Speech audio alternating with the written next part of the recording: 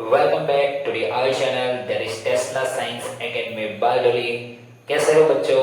तो आज हम सीखेंगे एक और टॉपिक जो होगा हमारा ऑर्गेनिक केमिस्ट्री से, यानी कि हमारा जो चैप्टर नंबर 10 है हेलो अल्केन्स हेलो एरीन, उसी में से आज हम सीखेंगे सब्स्टिट्यूशन न्यूक्लियोफिलिक बायमोलेक्युलर रिएक्शन, यानी कि हमारी SN2 मैकेनिज्म हम यहाँ पे देखेंगे। राइट, चलिए तो सबसे पहले हम यहाँ पे हेडिंग दे रहे हैं। हमारा कौन सा हेडिंग? SN2 रिएक्शन, और उसकी मैकेनिज्म भी हम समझेंगे किस तरह। तो इसके अंदर रिएक्शन किस तरह से होती है? व्हेन द मिथाइल फ्लोराइड या हैलाइड की अगर हम बात करें, राइट, सो जब कभी भी मिथाइल फ्लोराइड के ऊपर अगर कोई बाहर से न्यूक्लियोफाइल अटैक करता है तो यहाँ पे एक हमें ट्रांजिशन स्टेट देखने को मिलेगा जो कि अनस्टेबल होगा, और वो स्टेबल होने की ट्राई करेगा, इसलिए वो क्या हो जाएगा, बाद में डिस्पर्स हो जाएगा, यानी कि वो दो प्रोडक्ट में कन्वर्ट हो जाएगा और हमें मिल जाएगा मिथेनॉल, यानी कि अल्कोहल मिलेगा। राइट, तो ये मैकेनिज्म कैसे होती है, किस तरह से होती है, चलिए समझते हैं। सबसे पहले हमें क्या लेना है? तो सबसे पहले हम लेते हैं इसमें न्यूक्लियोफाइल।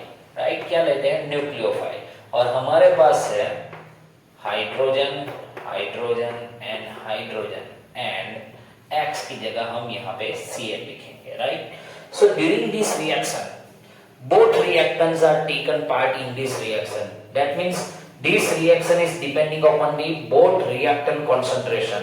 Right, इसीलिए ये जो रिएक्शन होगी हमारी सेकंड ऑर्डर रिएक्शन होगी chapter number 4 chemical kinetics. Right, एक तो इसकी भी रिएक्शन कॉन्सेंट्रेशन कंसीडर होगी और इसकी भी कॉन्सेंट्रेशन हम कंसीडर करेंगे। तो यहाँ पे 1 है और यहाँ पे 1 है, तो यहाँ पे 1+1 यानी कि ऑर्डर ऑफ द रिएक्शन अगर हम कंसीडर करेंगे तो हमारा ऑर्डर ऑफ द रिएक्शन क्या हो जाएगा? 2। That's why this is known as a substitution nucleophilic bimolecular reaction, यानी कि दोनों मोलेक्यूल्स यहाँ पे पार्टिसिपेट करते हैं। तो चलिए आगे मैकेनिज्म हम समझते हैं। राइट, इसको ये ब्रैकेट को मैं यहाँ से हटा देता हूँ। अब क्या करेगा? न्यूक्लियोफाइल है तो न्यूक्लियोफाइल न्यूक्लियस पे ही अटैक करेगा। राइट, तो यहाँ पे न्यूक्लियोफाइल जो है वो क्या करेगा? वो सीधा ये कार्बन के ऊपर अटैक करेगा, और क्या होगा? हमें एक इंटरमीडिएट स्टेट मिलेगा, सॉरी ट्रांजिशन स्टेट मिलेगा कि कार्बन जो है हाइड्रोजन कुछ इस तरह से हमारे आ जाएंगे। राइट, और ये न्यूक्लियोफाइल का बॉन्डिंग यहाँ पे हो जाएगा और यहाँ पे ये क्लोरीन का बॉन्डिंग होगा। राइट, बट जब ये स्टेट आता है यानी कि इसको हम बोलते हैं ट्रांजिशन स्टेट। कौन सा स्टेट है? ट्रांजिशन स्टेट है। During this state what will happen? The nucleophile is going very closer with the carbon. That means we can say the bonding between carbon and nucleophile is getting more stronger. और जैसे जैसे nucleophile carbon के नजदीक आएंगे वैसे वैसे ये hydrogen को भी रिपेल करते जाएंगे। क्या करेंगे? रिपेल करेंगे। राइट, और क्या होगा कि जैसे ये न्यूक्लियोफाइल और कार्बन की बॉन्डिंग स्ट्रॉन्ग होगी वैसे ही यहाँ पे ये जो बॉन्डिंग होगी हमारी कार्बन और क्लोरीन की वीक होगी, और एक टाइम ऐसा आएगा कि ये कार्बन और क्लोराइड का जो बॉन्डिंग है वो ब्रेक डाउन हो जाएगा और ये हाइड्रोजन जो है तीनों वो एक स्पेसिफिक पोजीशन पे आके सेट हो जाएंगे। राइट, तो कुछ इस तरह से हमें दिखेगा। राइट, तो ये कुछ इस तरह से हो जाएगा, हमारा न्यूक्लियोफाइल यहाँ पे आ जाएगा और यहाँ पे हमें कार्बन के साथ हाइड्रोजन हाइड्रोजन हाइड्रोजन और प्लस हमें मिल जाएगा Cl-।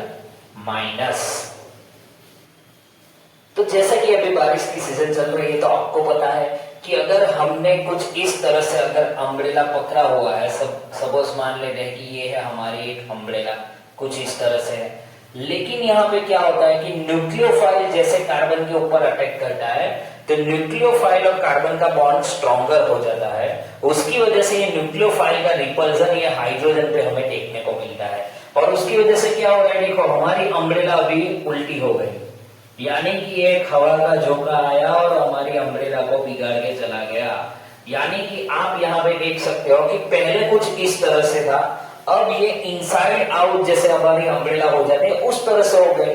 सो इसी प्रोसेस को हम बोलते हैं कि पहले जो रिएक्टेंट था अब हमारी जो प्रोडक्ट मिली है हमें इनवर्ट मिली है। कैसे मिली है? इनवर्ट मिली है। So that's why this is known as a inversion of configuration. क्या बोलेंगे इसे हम? Inversion of configuration. So this is the reaction of SN2 mechanism.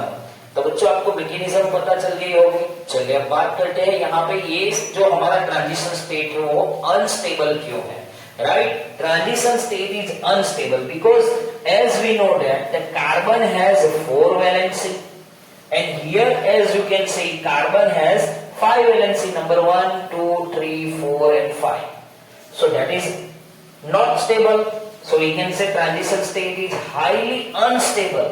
So that's why क्या होगा, जैसे ही न्यूक्लियोफाइल यहाँ पे स्ट्रॉन्गर बॉन्ड बना देगा वैसे ही ये क्लोरीन जो है आयन, क्लोराइड आयन बाहर निकल जाएगा। और ये दोनों प्रोसेस यानी कि न्यूक्लियोफाइल कार्बन के साथ जुड़ने की और कार्बन की क्लोरीन के साथ ब्रेक होने की, ये दोनों प्रोसेस साइमल्टेनियसली चलती है। यानी कि एक जितना नजदीक आएगा एक इतना दूर ही जाएगा, राइट? इस तरह से रिएक्शन होती है। तो ये ट्रांजिशन स्टेट हो गया। अब बात करते हैं हम रिएक्टिविटी। अगर हम रिएक्टिविटी की बात करें तो जैसे कि यहाँ पे आप देख सकते हो न्यूक्लियोफाइल किसके ऊपर अटैक कर रहा है? कार्बन मिथाइल क्लोराइड के साथ। तो यहाँ पे ये जो ग्रुप है तो देखो ये हाइड्रोजन है, स्मॉलर है, राइट? तो अगर छोटे छोटे एटम होंगे तो ये न्यूक्लियोफाइल उसको इजीली रिपेल कर पाएगा। बट यहाँ पे हाइड्रोजन की जगह एक और बल्कि ग्रुप आ गया। यानी कि अगर मैं बात करूं तो CCl CH3 H and H, right? तो ये क्या हो गया? ये प्राइमरी हो गया यहाँ पे। तो देखो एक बल्कि ग्रुप आ गया जिसकी वजह से क्या होता है कि न्यूक्लियोफाइल थोड़ा रिएक्ट कम करता है।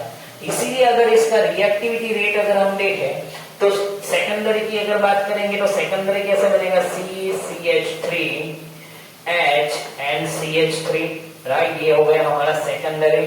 और टर्सरी कैसे बनेगा? तो CH3 CH3 and CH3Cl, right? और हमारा कौन सा रहा? Cl H H and H। तो जैसे कि आप देख सकते हो कि मिथाइल क्लोराइड जो होगा, मिथाइल क्लोराइड वो सबसे ज्यादा फास्ट रिएक्ट करेगा। क्यों? क्योंकि उसके बाद सिर्फ और सिर्फ हाइड्रोजन है, राइट? तो ये फास्टर होगा एज कंपेयर टू प्राइमरी, और primary is faster than secondary and secondary is faster than tertiary. Tertiary सबसे कम रिएक्ट करेगा in SN2 mechanism. So this is the rate that we have to follow for the example. यानी कि अगर आपको example दिए हैं और आपको बोला गया है कि SN2 किसके अंदर सबसे ज्यादा फास्ट होगा तो वो आपको आइडेंटिफाई करना पड़ेगा। तब ये आपको ये rate primary is more than secondary is more than tertiary, ये रेट आपको याद रखना पड़ेगा। तो चलिए यहाँ पे एक दो एग्जाम्पल लिख लेते हैं जो आपकी टेक्स्ट बुक में गिवन है, वही हम यहाँ पे सॉल्व करेंगे। चलो तो क्या दिया हुआ है देख लेते हैं। तो सबसे पहले होता है कि प्राइमरी, सेकेंडरी और टर्सरी किस तरह से आइडेंटिफाई करते हैं। तो चलिए आपकी टेक्स्ट बुक में जो दिया गया है वो भी हम एग्जांपल लेते हैं। So in the following pairs of halogen compounds which would undergo SN2 reaction faster, SN2 reaction faster। तो पहला एग्जांपल आपको कुछ इस तरह से दिया हुआ है, that is CH2Cl and chlorobenzene. क्या दिया हुआ है? क्लोरोबेंजीन नहीं है, सिर्फ और सिर्फ हमें क्लोरोहेक्सेन ही दिया हुआ है। ओके, चलो तो इसके अंदर हमें आइडेंटिफाई करना है। तो सबसे पहली चीज है कि ये कंपाउंड प्राइमरी है, सेकेंडरी है या टर्सरी है, वो भी हमें आइडेंटिफाई करना होगा, राइट? तो यहाँ पे अगर हम देखेंगे तो ये कार्बन जो है दूसरे एक कार्बन के साथ अटैच है, यानी कि जहां पे हैलाइड है वो वाला कार्बन हमारा सिर्फ और सिर्फ एक कार्बन से अटैच है, इसलिए ये कंपाउंड हो जाएगा हमारा प्राइमरी। और ये कितना हो जाएगा, तो देखो क्लोरीन जहां पे अटैच है वो कार्बन दूसरे 2 कार्बन के साथ अटैच है, यानी कि ये तो हो गया हमारा सेकेंडरी। और according to the SN2 mechanism, primary is the fastest reactive, right, so we can say more reactive as compare to this compound, right. Second example क्या दिया है हम वो भी देख लेते हैं, राइट। सेकंड एग्जांपल आपको दिया हुआ है आयोडीन एंड दूसरा है क्लोरीन, राइट। तो चलिए ये थोड़ा डिफरेंट आ गया कि जैसे यहाँ पे नंबर 1 2 3 4, राइट, ब्यूटाइल आयोडोब्यूटाइन है और यहाँ पे क्लोरोब्यूटाइन है, राइट। तो दोनों में से किसका फास्टर होगा, तो यहाँ पे तो आप बोलोगे सर दोनों में कार्बन तो एक है तो दोनों का प्राइमरी ही है, राइट। अगर दोनों प्राइमरी है तो क्या करेंगे, तो हमें रिएक्टिविटी रेट देखना पड़ेगा according to the atomic radius, yes और नो, राइट। तो चलो 17 ग्रुप के अंदर क्या होता है, सबसे स्मॉलेस्ट कौन सा होता है, fluorine, then chlorine, then bromine and then iodine. यानी कि अगर फ्लोरीन की अगर रेडियस की बात करें तो कुछ इस तरह से होगी, क्लोरीन की कुछ इस तरह से होगी, इसके ऊपर आएगी ब्रोमीन की और ब्रोमीन के ऊपर किसकी आएगी, आयोडीन की। तो आयोडीन सबसे बाहर है, आउटर मोस्ट सेल है, यानी कि अगर हमें इलेक्ट्रॉन लूज करना है, हमें क्या है, आयोडीन और क्लोरीन है, तो किसकी बॉन्ड लेंथ ज्यादा है, आयोडीन की है। And as the bond length increase the reactivity is also increase, yes और नो। जैसे इलेक्ट्रॉन न्यूक्लियस से दूर जाएगा वो रिएक्टिविटी ज्यादा दिखाएगा। तो यहाँ पे आयोडीन की जो है हमारी फास्टर होगी, क्या होगी, faster as compare to chlorine, because big atomic size, right, big atomic size than chlorine. So ये रीजन आ सकता है, इसलिए आप यहाँ पे SN2 इसके अंदर हमें फास्टर देखने को मिलेगी। ओके, आई होप बच्चों आपको example as well as mechanism समझ में आई होगी। अगर फिर भी कोई डाउट है, राइट, तो कमेंट सेक्शन में कमेंट कीजिए, वीडियो को लाइक कीजिए, शेयर कीजिए एंड सब्सक्राइब कीजिए। Thank you.